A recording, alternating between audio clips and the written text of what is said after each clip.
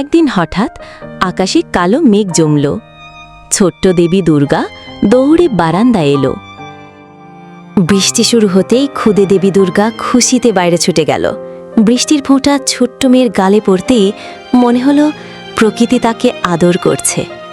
ক্ষুদে দুর্গা হাত মেলে বৃষ্টির ফোঁটা ধরার চেষ্টা করল। বৃষ্টিতে ছোট দেবী দুর্গার পায়ের নিচে কাঁদা জমে গেল, তবুও তার আনন্দের সীমা নেই।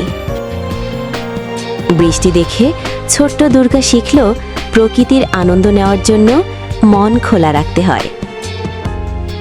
এই গল্প থেকে আমরা শিখতে পারি,